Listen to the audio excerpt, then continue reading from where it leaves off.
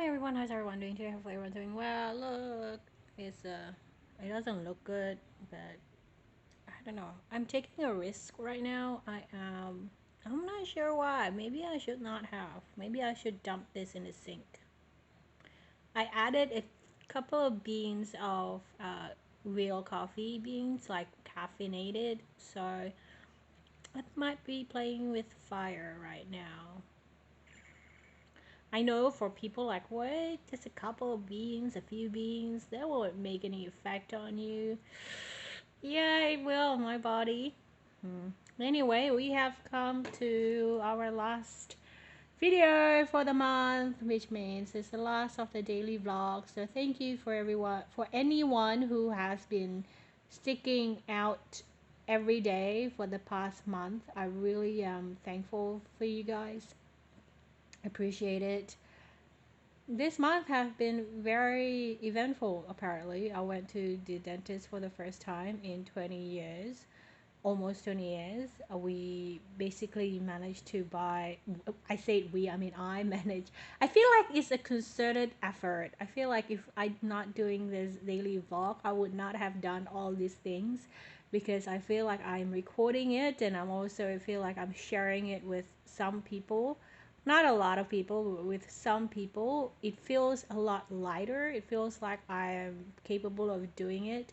I feel like if I'm not doing a daily vlog, I will still be festering over all these things.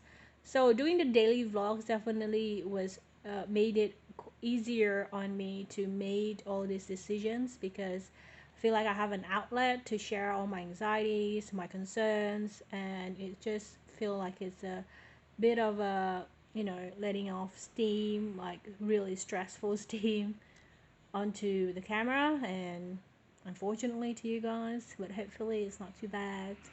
um yeah, like changing, like basically changing the washing machine, and the stress that comes with a new washing machine and trying to figure it out, because I realized the washing machine, the new one, is very temperamental and it's not intuitive, or I'm not accustomed to using it, because I only have had like two washing machines prior to this one, and they all lasted more than 10 years. So that's the reason why I only have like a couple machines under my belt, because they have been good quality machines.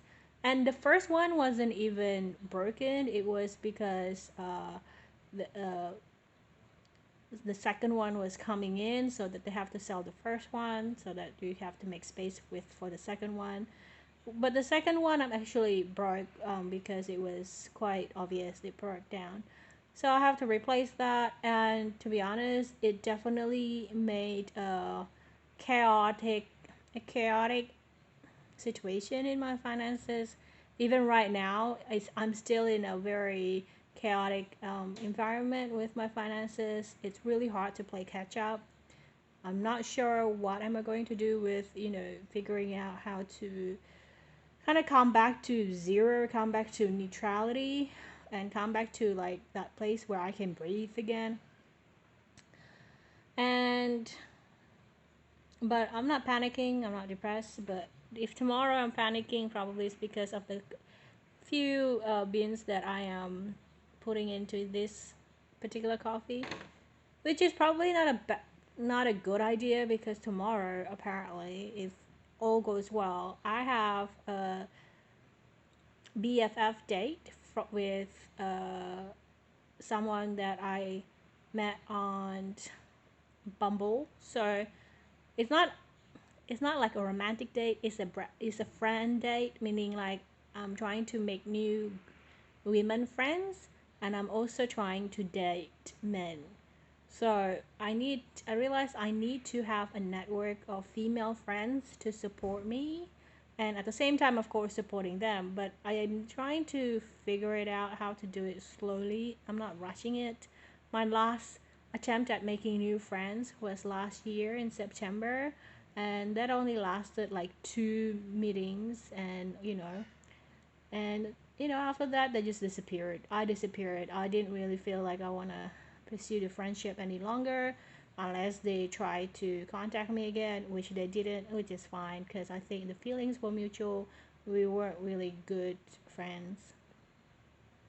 That's fine. So I'm just gonna keep going with that. Like, so tomorrow will be my second friend attempt at making new friends. Let's see how this goes. I don't have high hopes though. I mean, I'll probably just meet them for once and then they probably won't want to meet up again. So I always ask first. I always the person who asks like, hey, you want to meet up this, and then and then they can follow up then, and then after that, I don't know. We'll see. I feel like one of the best indicator whether it's a good friendship or not, there'll be a good flow of going back and forth, so it won't be one-sided. It won't be like you're the one that kept asking or they're the one that keep asking you.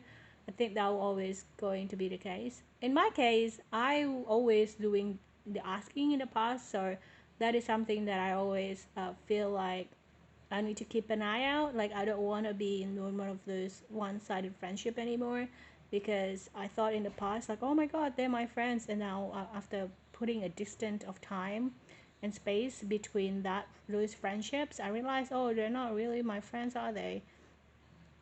Because they never really asked me out or asked me to come out to lunch with them or dinner with them, or check in on me. It was always me that doing all those things, so it was always one-sided. And now I realize, oh, okay, I kind of have to be really strict with myself though with those kind of things, because it was always in my instinct to ask first. So always like, hey, want to go here, want to go there, because I guess like I have made sure that my heart is filled with calluses, that it doesn't get easily bruised with rejections.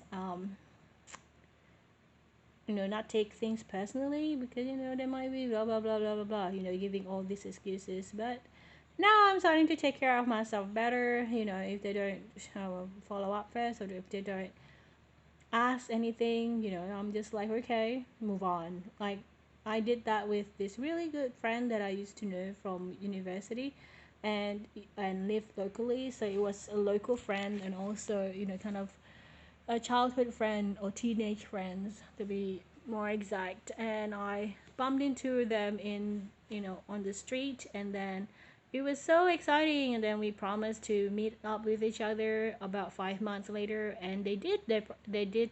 um, they kept their words. They basically followed up and said, hey man, I'm around the city, so you want to meet up? And I did. And after that, I did my bit, which was like, hey man, are you around in the country again, or in the city by the end of the year? You want to catch up? And they're like, all right, let's see. And then they kind of just didn't really commit to me. So, and then they were saying, oh, I can't do that because I have to go somewhere with some people. I'm like, okay, don't worry, have fun. And after that, I did not follow up anymore. I did not say, hey, how are you going, blah blah blah, because I feel like I have fulfilled my obligations by asking them out in reciprocation after they have asked me out firsthand.